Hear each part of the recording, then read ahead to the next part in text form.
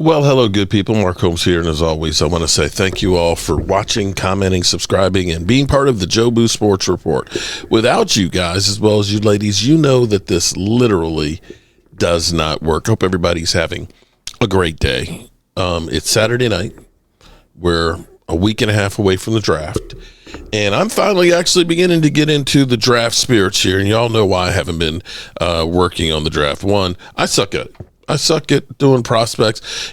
I'm gonna be 100% real to you. It's too much like doing homework in school. I'm one of those guys that waited till the last minute to do my homework. Okay, I'm like Stephen Jones. I don't do the contracts early. I wait till the last minute to tell deadlines make deals get done. That was always me. Okay.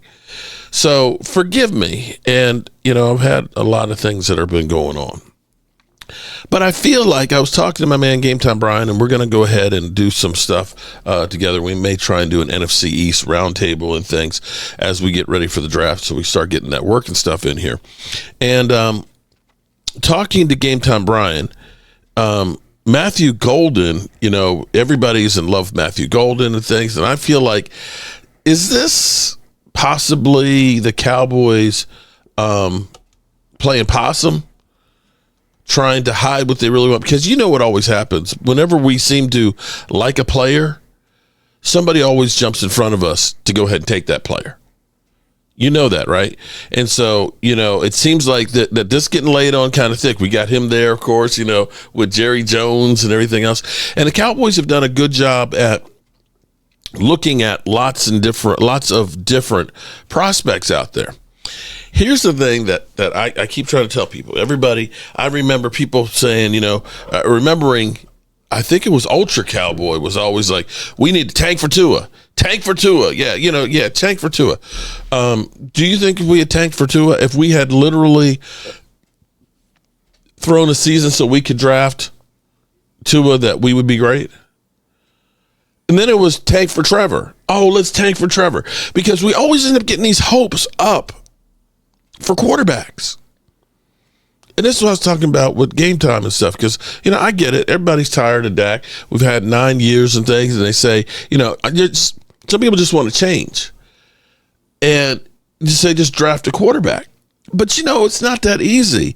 And, as everybody's going through with the mock drafts and everybody's falling in love with different players and things and saying, we got to get this guy. Here's the reality. Nobody knows Dick. Nobody knows how these players are going to work out. Now, I don't know that this is a great quarterback class. Now, Cam Ward, he's a consensus number one. Sador is out there, of course, and from him being consensus number one a few months back to now, some people think he could slide all the way to Pittsburgh, although that could be smoke and mirrors. You don't know. There's Jackson Dart. Some people think that Jackson Dart might get drafted by New Orleans, and I was sitting there thinking that if Sador falls, with our way, that maybe you get the Steelers saying, let's move up and get that guy, and we get more draft capital. The danger, of course, would be is don't let, we make a trade with the Steelers and Sador ends up being good with the Steelers, then everybody's going to be back on with just like the Randy Moss. We screwed up. We had our quarterback of the future right there. That's there. But I want to remind you about how people don't know Jack. Everybody, Mel Kiper is the draft expert, but I don't know that he gets stuff right. So let's go through, because one of the best ones here is Tom Passero, right? This was April 22nd, 21. And this is the breakdown of the quarterbacks. Okay, let's just, I'm going to give you a taste of the top ones here, okay, about what they said, okay? These were the consensus rankings within the league before the 21 draft process kicked into high gear. And they haven't changed much in the last 6 weeks or so, with the Jacksonville Jaguars still widely expected to select Lawrence with the top overall pick. And New York Jets likely to take Wilson second. Should Ohio State's Justin Fields, Alabama Mac Jones, or North Dakota State Trey Lance be in San Francisco 49ers pick number 3? Is Sanford Davis Mills, Texas A&M Kellen Mond, or Florida's Kyle Trask the best bet among prospects likely destined for day 2 and 3? There are 32 draft boards, and you can probably find every possible manipulation of rankings on each one of them. Here's the full breakdown of 13 quarterbacks with the best chances to get drafted based on conversations with NFL executives, scouts, and coaches. So this is compiled what everybody out there who's supposed to be in the business of knowing said about these quarterbacks. Trevor Lawrence. Like I said, I'm not going to read because it's like a page on each of them, but I'm going to give you the highlights of it. The favorite to be the number 1 pick practically from the moment he took his first college snap, Lawrence checks all the boxes. Size, 6'5", 213 pounds, accuracy, athletic ability, production, toughness, intelligence, intangibles, and accomplished practically everything that could be asked of him over 3 seasons at Clemson. He threw for 10,098 yards and 90 touchdowns and ran for another 18 scores in 40 games, posted a 34-2 record as a starter, and led the Tigers to a national championship as a true freshman, plus a title game appearance in 2019 and college football playoffs in 2020. Wow. So they're saying, no, yeah, this is the best guy here. I think I heard some people calling him a generational talent. Now, he's gotten paid. But do you think that he's great? Still has a turnover problem. One of the most highest turned over quarterbacks in the NFL in his time being here. Here's where it really starts to get interesting. And you can make the argument that, that was a good pick, that he's got a second contract, second highest paid player in the NFL. Ranked number 2 and taken number 2, Zach Wilson. If there were any doubt about Wilson's status as consensus number 2 in the class, he erased it with an epic pro day throwing session on March 26th that showcased all the flash in his game. Zach Wilson may be the best I've ever seen, said one general manager who attended. And his arm is ridiculous. With the latitude from BYU's coaches and extensive work with his private coach, John Beck, Wilson has evolved his mechanics to the point he can flick the ball across his body and with ease like a shortstop throwing a double play.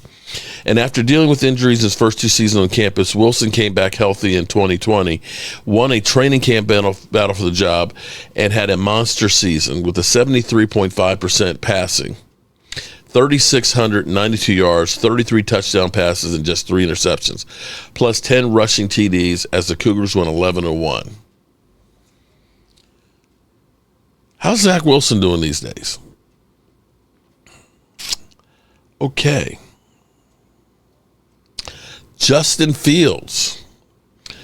The physical traits are all there for Fields. 6'2", 227 pounds, who has a big arm and backed up his play speed by blazing a 4.46 40 on his pro day. Justin is uber talented, as an NFC coordinator said. To me, he's probably a more pure quarterback than Kyler Murray, who was drafted first overall by the Cardinals in 2019.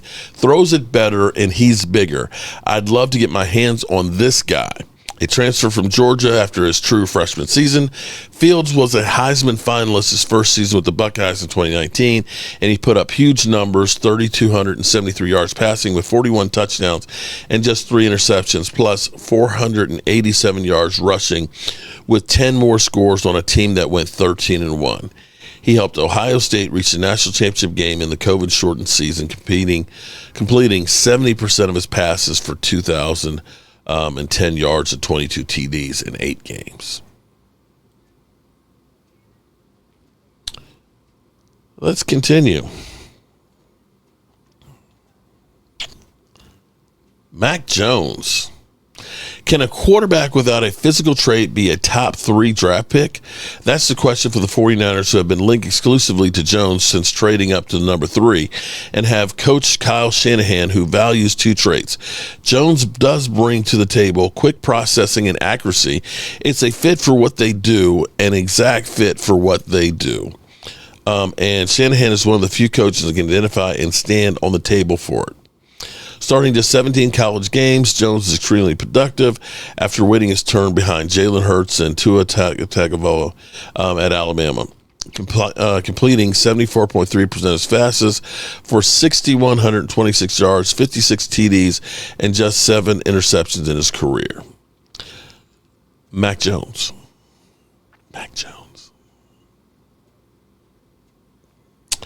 And I'll finish this off with Trey Lance, who was the 3rd pick.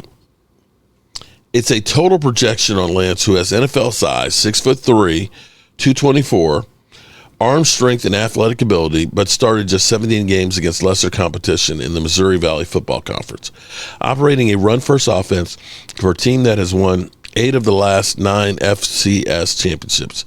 If you're making an argument for him, you can put the tape together and say, wow, look at this. An AFC quarterback coach said, if you're completely objective, maybe it's in there, but it's not consistent enough. His accuracy kind of is all over the place. There's no question he's talented, but almost every game there's a better team, and it's not even close. They're the better team. It's not even close. Their offense is a lot of one read, find the check down, and that's not a lot of NFL-style programs. You're betting on him coming up with it completely. So Trey Lance was actually the worst one that they had on there. And mind you, you had the first 3 picks were quarterbacks. Trevor Lawrence, Zach Wilson, Trey Lance, and Justin Fields at 11. And you only heard one of them talk about maybe he needs some work.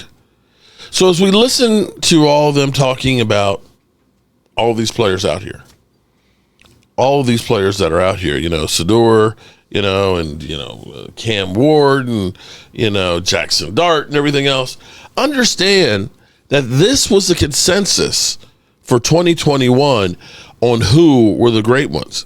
And everybody basically said Trevor Lawrence is generational. Okay.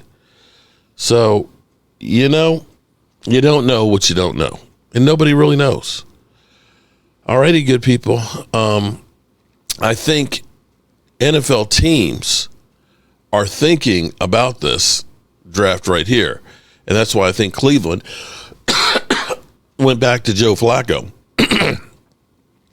They'll probably draft a quarterback, but it may not be with the number 2 pick. They may look and say, let's try and get somebody down the line here, because I don't know that you really believe in these guys that are the quarterbacks now. Now, maybe we're wrong. Maybe we're completely wrong, or I'm completely wrong, and that these guys are going to be great. But finding a quarterback in the NFL, it's hard damn work. As always, I appreciate y'all. Peace out.